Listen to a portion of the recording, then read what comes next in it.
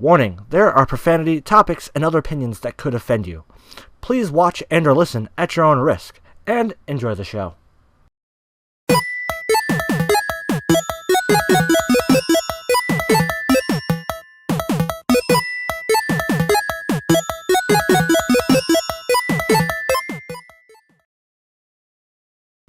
Hey guys, what's RDiK, your old school duelist, however you want to call me, and welcome to Season 2 of the Voidcast, where no topic is still off the table. Now, just like last week, news hasn't been that interesting, like something like boom, mind-blowing, like for like the everyday normal person. So today I thought we'd change things up since I just got back from not just back. Now that I'm back from Yu-Gi-Oh! Nationals, which was awesome. I had tons of fun. When this goes up, day 3 is going up at the same time, so you can watch all 3 days and watch my highs and lows and all the funs and everything like that.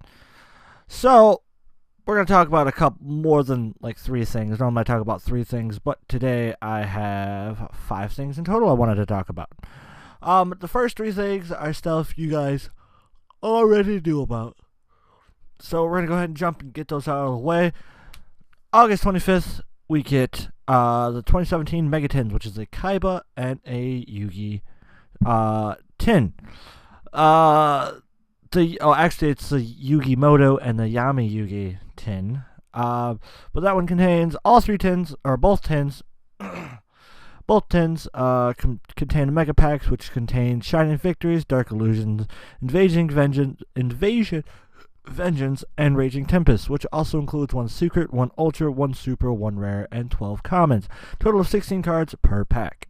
The Yugi tin has Dark Magician as a secret rare promo, 2 Ultra Rares, which is a Proxy Dragon, and Pot of Desires. Pot of Desires coming out as a promo is amazing because Konami really wanted to hit the vendors this year, and people that are selling singles and stuff like that. Oh shit, dude! I don't know why I'm so tired. I always this always happens. I swear, I always get really tired when I go do the podcast. Now, Proxy Dragon is a Link monster, and Link monsters I'll talk about Link monsters later and what they are if people don't know what they are. But Link monsters are awesome. They're really cool, and they're going to bring such a huge difference to the game. But anyways, Proxy Dragon is a Link monster, Link 2, and Pot of Desires coming out is just amazing. In my personal opinion, I will not run Pot of Desires, but I'll have it if I ever decide to. Pot of Desires, just for people that don't know what Pot of Desires is, it is a draw card. It is supposed to be the new Pot of Greed, essentially. Because, back in the day, there's Pot of Greed, just draw 2 cards. Pot of Desires is actually, you mill the top 10 cards, or banish the top 10 cards from your deck face down and draw 2 cards. Personally, I think that's a dumb fucking card, because you neg 9, not +2. So, yeah, that really sucks, and that angers me a lot. So, that's personally my personal opinion on Pot of Desires. I don't run it, but I'll have it for, people that just want to pick up the card if they need it, so, whatever. The next super rares are number 71, Rubaran, Shark, and Dreamland. I don't know about Rubaran Shark. For some reason, that's the one card I didn't look up. Or one of the 2 cards I didn't look up out of this. And then there's also Dreamland, which is a field card, which I had it pulled up on a tab, but it has to do with it has to do with your extra deck monsters. It has 3 different effects depending on the XYZ Synchro or Fusion monsters on the field, which is actually a really good card, surprisingly, which is actually really cool, which I'm excited for. I don't think it'll get much play. Well, I really don't know. In my personal opinion, I don't think it'll get much play, just because a lot of decks that are going to be coming out are going to be more, they're either going to be more Link-based, where it's Link monsters only, or, well, not Link monsters only, but it's mostly around Link monsters, and it's like, hey, Link monsters are the new cool format. They're the ones that are going to probably do the best that has to do with extra deck, or extra deckless monsters, like True Dracos, or what else is it? It's a fucking deck. Which monarchs I think are going to make a big comeback. Since they are the original extra deckless monster. Or extra deckless deck, which is I still have my Monarchs, which I think are gonna be really cool. I might try to splice in 2 Dracos in there if I feel like it, because I actually like 2 Dracos.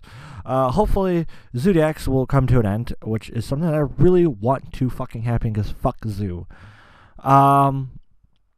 And then you also get a ultra rare token card featuring Yami Yugi and Yugimoto, which is really awesome. I always like the really cool token cards, which is awesome to me. And then the Kaiba holds the exact same packs, the Mega Packs, which contains 1 Secret, 1 Ultra, 1 Super, 1 Rare, and 12 Commons, which is also from Shining Victories, Dark Illusions, Evasion Vengeance, and Raging Tempest. The Secret Rare promo of the tin is Blue Eyes White Dragon. The 2 ultra rares of the deck is Proxy Dragon and Pot of Desires. Both the tins have Proxy Dragon and Pot of Desires. So, if anything, it's more for the super rare promos. Because you could be like, oh man, I really like this card. Personally, in my personal opinion, I think the super rare promos from the Kaiba tin is better. Excuse me. And then you have the super rare promos from the Kaiba tin is number 68, Snap-a-Fond, the Sky Prison. Again, I didn't look up the number card, because I hadn't heard much about it, so I didn't think it was relevant to look it up. But you have the name, so if you want to go look it up yourself. And the other promo is Elder Entity and Intis. That's it. N''TSS,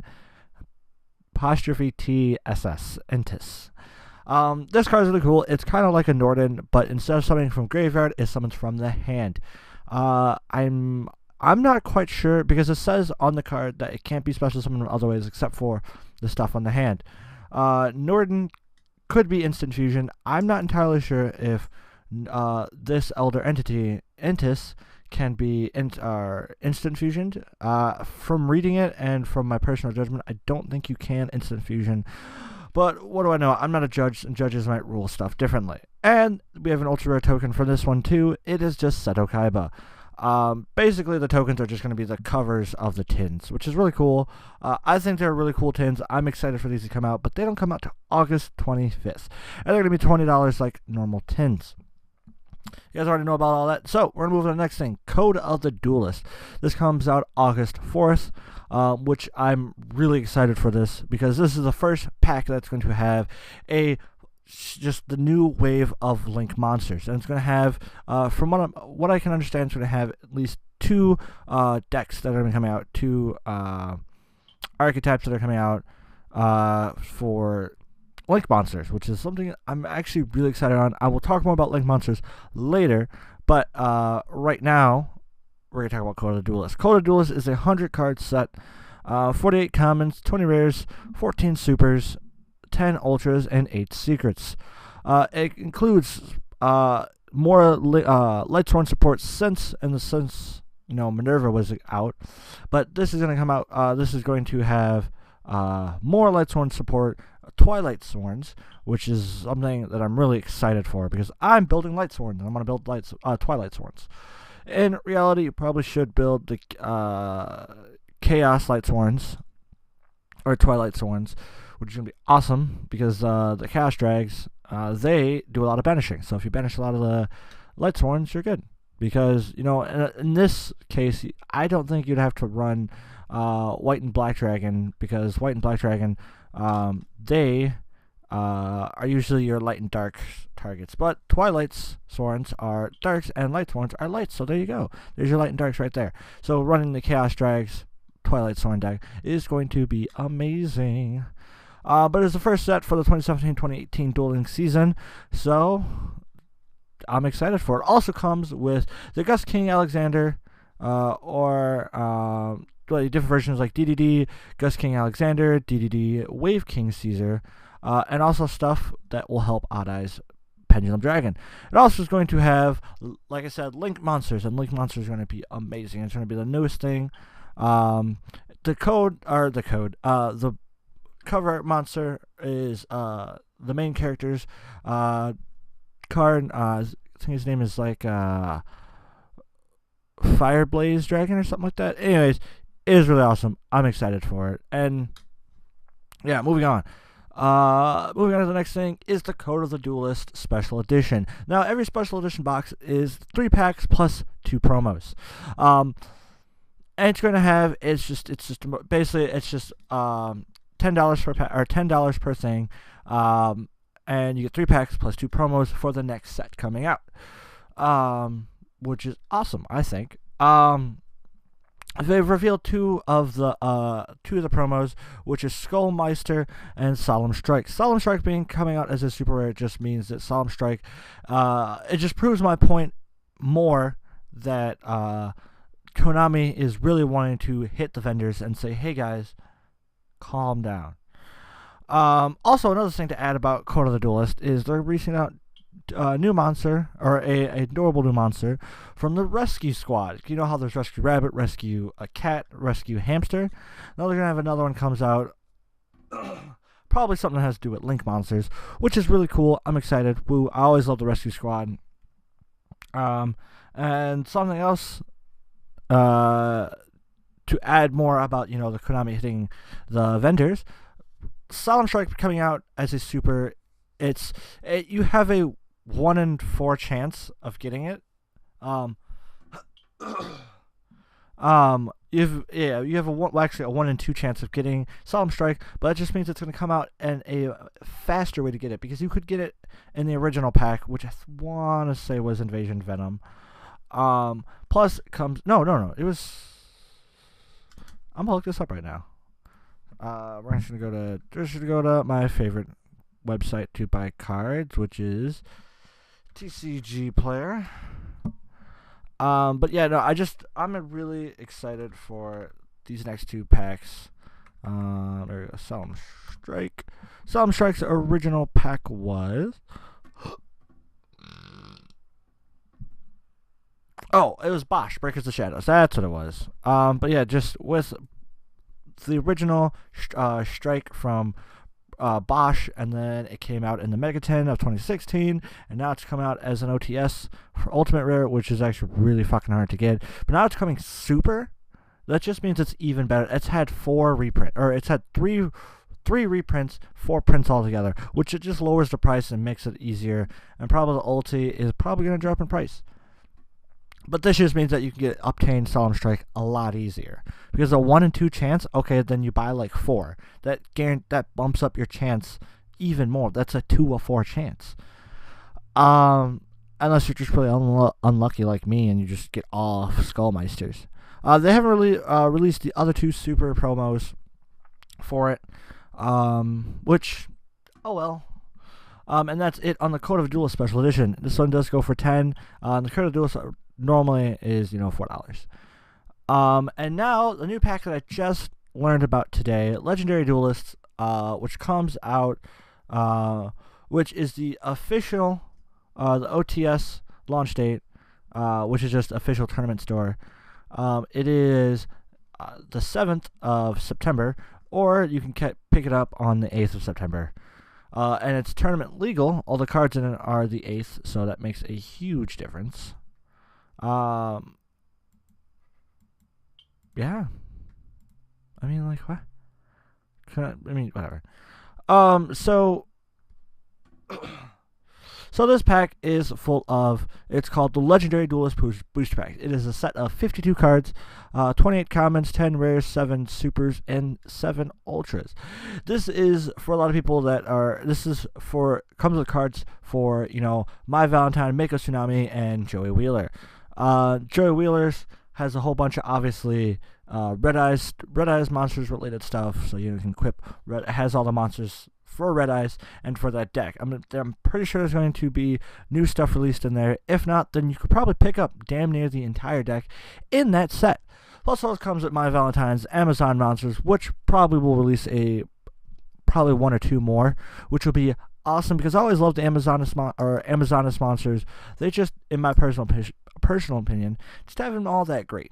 And then Mako Tsunami, with his Legendary Fisherman and Legendary Fisherman 3. So this will be really awesome to see. I'm excited. I probably will end up buying maybe like 5 or most of the packs, but nothing too crazy. Unless something announced crazily is in there, is a reprint or something like that. Probably won't end up picking up the set. Probably might pick it up for the lulz. But it's really cool. 5 cards in it per pack, which is awesome. Now, moving on to the real point of the podcast today, and that is the starter deck Link Strike. This set has been announced for a long time, and for a while I was really scared of Link monsters, but now I'm pretty much okay with Link monsters, now that I actually got to use them and talk to judges and see what they have to offer. The Link Strike starter deck, because it is a starter deck because Link monsters, which means the new Link monsters ruling and the master rulings for the entire new field goes into effect 7/21, which is next week, actually.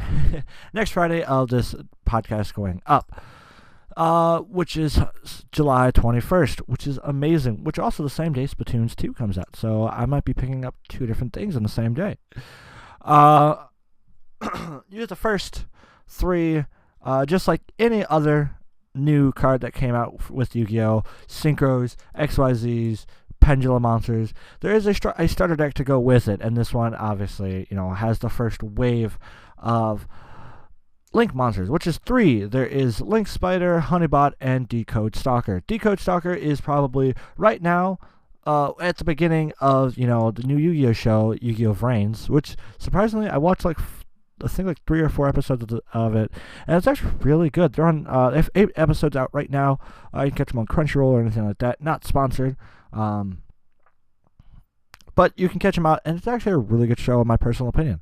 But Link monsters are really interesting to me. Also, a new typing comes out as well, Cyverse, which is something I'm pretty sure you will see Cyverse decks, because Cyverse monsters are just they're pretty good. There's one monster that comes in at Link Slayer. His effect is dump or discard cards from your hand up to 2 cards and destroy that many spells or traps. He's also a Cyber Dragon. For people that don't know Yu-Gi-Oh! And doesn't know what a Cyber Dragon is, if your opponent controls no monsters, you can just drop this card on the field. Or if you control no monsters, drop this card on the field. Which is awesome to just be like, drop level 5.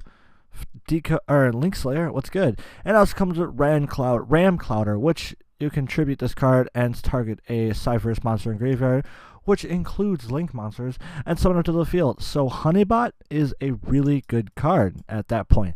The Ram Clouder Honeybot combo is amazing because you have Honeybot in graveyard, summon Ram Clouder, tribute Ram Clouder, summon Honeybot from graveyard, boom, that drops 2 Link zones for you, or 2 extra deck zones for you, because Honeybot's is 2 on the side, which in my personal opinion, amazing. But Decode Talker is the big card that you probably will see everywhere. It'll probably be the utopia of the game, because it is, I'd have to say, the best one. Now, let me just tell you what a Link monster is. Link monsters are the new type of card that is coming out in Yu-Gi-Oh! They are blue, they don't have a level, a rank, they have what's called a link. They also don't have a defense stat, which means they cannot go in defense position, which is amazing, which means cards like Swords of Concealing Light, Book of Moon, stuff like that changes their position, they cannot go in face down defense position. They can't go in defense position at all. So that's really awesome. Now, with Link monsters coming out, they are enforcing card zones and placement of cards. Now, usually this rule has been around forever, where once you put a card where it is, there's no moving it around. That is technically an error, and you can get a judge called on you for moving your cards. Now, what do the arrows mean on the cards? Because all the Link monsters have at least 1 arrow. That is what it is. It's called the Link Pointer.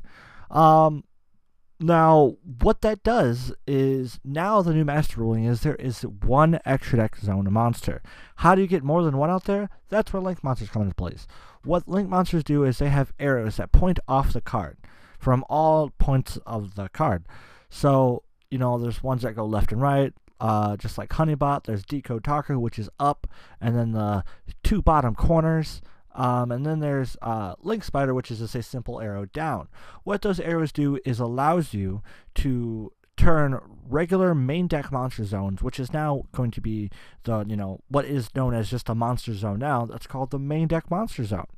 And then there's the 1 extra deck monster zone. What those arrows do, it turns those main deck monster zones into extra deck monster zones, which means you can summon extra deck monster, more than 1 extra deck monster, which is awesome because it is going to slow down the game quite a bit. Just for that reason, it's not going to kill the game. It's not going to do that. It's just Konami's like, hey, this rule that has been around forever, we're enforcing it now, and you have no choice but for it to be enforced. They're still considered effect monsters, so that's pretty cool. And it's such a cool, like, at first I was really skeptical. I was like, if it's not as fun, I might quit the game. But actually talking to judges, seeing how the mechanics work and stuff like that, I was like, this game is not, like, it's going to be affected. Yes, you're going to see a huge difference in gameplay, which is part of the reason why I'm playing Slightsworns, because you can honestly play with just your 1 extra deck monster zone. If you really wanted to, you could play your Decode Talker, go off and go ham. But in my personal opinion, I probably just end up, playing with the 1 Minerva, calling it a day. I mean, I'm pretty sure I'm going to side deck or put in the extra deck 2 Decode Talkers just because I want Decode Talker, because I want to go into Omega or stuff like that. So I'm excited. I'm really excited for Link Monsters, which me recording this comes out, it doesn't matter what. It'll be here next Friday, which is awesome, which I'm so excited for. So yeah, just overall, I'm just really excited. I'm really excited to play the game. So yeah, the starter deck also comes with Effect Veiler, Dark Hole, MSTs or Mystical Space Typhoons, Book of Moon, Pot of Duality, and Mirror Force, and more other cards that have not seen actual play since people have gotten better cards. Like MST hasn't gotten much play since Twin Twister came out. Dark Hole actually has been getting a lot more play due to other cards that have come out, but Raigeki's come out, so people are like, I'm gonna play Raigeki over Dark Hole. Not many people play Effect Veiler because of just other hand traps that are just better than Effect Veiler. Book of Moon hasn't had much play. Just in general, no one really cares about putting stuff face down. Pot of Duality has gotten a lot of play recently because of True Dracos. Mirror Force hasn't gotten a lot of play since Blazing Mirror Force, since Quaking Mirror Force. There's another one, Drowning Mirror Force. So yeah, I'm excited. I'm just overall excited. Cyverse decks are going to be a thing. This deck also contains 43 cards in total, 38 commons, 2 ultras, 3 supers. That's it. And it's also going to have a beginner's guide and plus a game mat with the new extra deck monster zones. Plus, also another master ruling is the pendulum zones are going to be moved, and they are going to be the outside 2 spell and trap zones. Now, you can still play regular spell and traps in those zones, but if you want to play pendulum monsters, they have to be there. Which is good and bad. I mean, like, it makes sense because when they are in the pendulum zone, they are considered spell monsters or spell cards. So why aren't they a part of the spell and trap zone? Because that essentially gives you 7 spells you can play. If you're not running any traps, 7 spells, which is just ridiculous.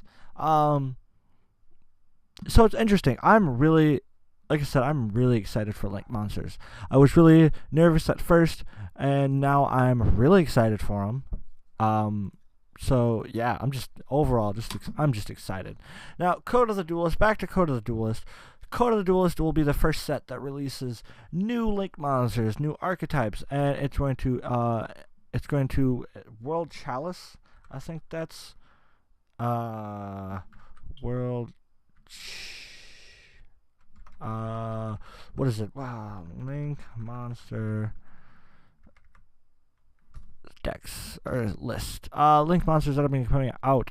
We have there's a lot. Wow, talkers are going to be a thing. There's decode talker, there's encode talker, we got X crawlers coming out, we got Firewall Dragon. That's the card.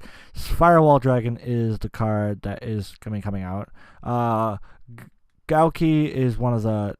They're getting. You guys remember ogres? Yeah, those are gonna be coming thing. Those are gonna become link monsters. We got Stargrails coming out. We got Link. We got Proxy Dragon coming out. We got Trickstars. Stargrails. I want to say Stargrails were changed. That name was changed.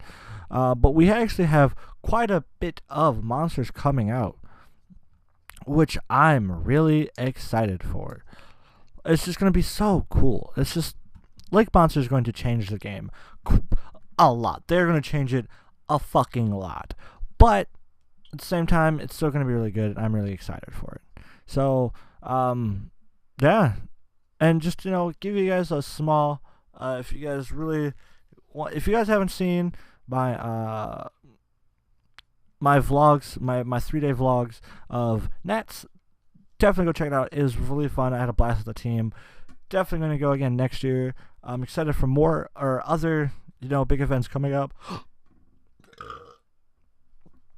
And just overall, if you haven't been to a Nats or a Nationals or even a Regionals, if you haven't been to that, just like, and I'm quoting Team APS, Paul from Team APS, you owe yourself that much because it's such a huge. Nats is a lot different compared to regionals, but just Nats in general, nationals in general, it gives you this huge world, and you get to see players from all over the states. Like I saw there was people from I met someone from Jersey, I met someone from Denver, I met someone from what was one of the places? Alabama, dude. It's just, and because that's the Nationals, that's YCS, or WCQ, that's what it was. It's awesome. Regionals is a little bit different. It's a little bit smaller. It's people within your state, and some people maybe like a state over or something like that just really want to get their invite. So it's awesome. It's just so amazing. It's so much fun, and you get to meet famous players. You get to meet voice actors. You get to do these really cool duels. Yu-Gi tubers, it's awesome. It's just such an amazing time. It's the experience. Luckily for me, Anime Midwest was going on at the same time, so I got to go see that too.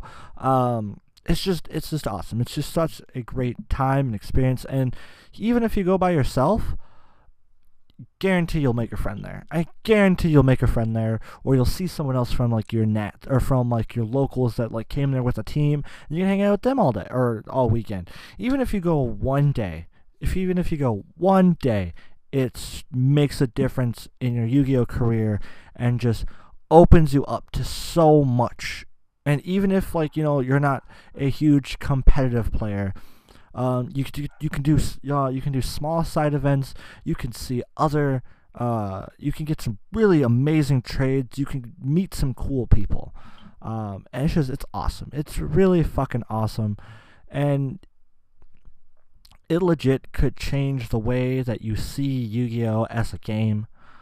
And it's amazing. It's amazing. So if you are a Yu-Gi-Oh player and you enjoy it a lot, if you don't want to go to a Nationals, definitely go to Regionals. It's still, it's not the exact same atmosphere as Nationals, because this year was my first Nationals. It'll definitely, if you go to the bigger events and stuff like that, it progresses you as a player, and it progresses you, to appreciate what other people have their passion and their hobbies and shit like that. It's awesome. So I encourage everyone to go to the bigger events. The bigger, the better. It's such a fun time. As long as you go there with some friends, you will have an amazing time. Just like me, I had an amazing time. Even though there was one minor small hiccup, but everything worked out better. That hiccup went away. It it improved me as a Yu-Gi-Oh player, and I enjoy Yu-Gi-Oh even more. But that's it. That's all I have to talk about on today or this week on the Voidcast. And if you guys really enjoy everything about what I do and what I say, check out some of my other videos. Check out some other episodes of the Voidcast. Check out my vlog from Nationals, and you get to see what I got to experience while at Nationals. And then you could be like, you know what? I'm gonna go next year, or I'm gonna go to regionals, or stuff like that. And everything like that. It's a lot more than just a children's card game and stuff like that. So, it's just overall, like I said, it's just really fun. Definitely go. I encourage everybody to go, even if you're not a Yu-Gi-Oh player, even if like you're the friend or the significant other of a player. Definitely go. You'll still have you still possibly could have a blast. And who knows, maybe it could get you into Yu-Gi-Oh! And then you and your significant other or your friend or whoever it is, you could just, you could be a part of their world, be a part of everybody else's world. It's awesome. Such a great time. I had a blast. And it's definitely improved me, and I'm definitely going to try harder next season to get my invite, going to go to more regionals and stuff like that, because I really want to be a part of the main tournament. Or the main event, and hopefully get my invite to Worlds. That's my goal next year, to get my invite to Nets. And another thing about Yu-Gi-Oh! Before I go, set goals in Yu-Gi-Oh! Like hardcore set goals. My goal this year was to go to a Nets, and to become a better player.